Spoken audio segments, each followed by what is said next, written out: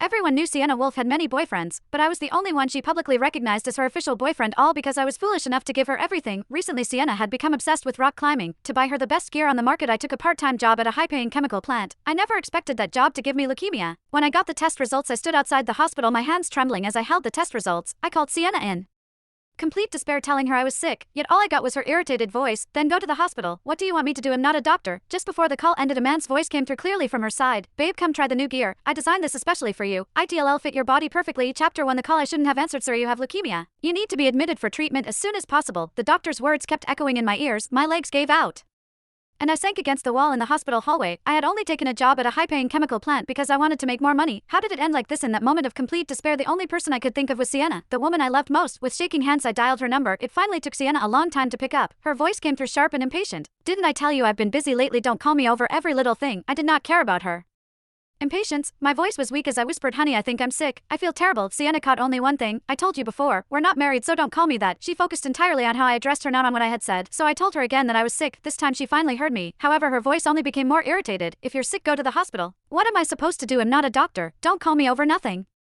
Her cold voice made the pain in my body feel even sharper. Then a man's voice came from her end of the call. Babe, why are you still on the phone? This is supposed to be our time. He laughed softly and added, come try on the gear I designed for you. I know your measurements very well. A second later the call ended. I clutched my chest, the ache spreading inward deeper than anything physical. All I could see was Sienna's face. The way she used to look at me. She had grown up surrounded by wealth and attention. I was just an orphan with nothing. Our lives were never supposed to cross. However, one accident changed everything. But then she fell into the water that day. I was the one who pulled her out. After that she chased me relentlessly. She ignored her family's objections and her friends' warnings, insisting that she wanted to be with me. She tried to win my acceptance by giving me expensive gifts, almost all of which I liked. She had never cooked before, but for me she burned her hands until they were covered in blisters. She softened herself, her temper, her pride, until she became someone gentle, so I was willing to give her everything. Even when she became obsessed with rock climbing, I told myself it was just another phase. I forced myself up and staggered home. The house was pitch black. Sienna had not come back in a long time. I could not hold on anymore. My body finally gave up. I collapsed onto the sofa. I didn't know how long I was out. When I woke up I felt something wet on my face. I lifted my hand and touched it. My palm came away covered in blood. For a moment I wondered if I would finally be free once all my blood had drained out. Then my phone rang, breaking the silence in the room. When I saw the name Honey flashing on the screen I answered immediately, not even caring that my face was covered in blood. There was noise on the other end first, then Sienna's voice sounded through the chaos. Asher, I'm at Haven Bar. Come here right now. At that moment all I wanted was to rest.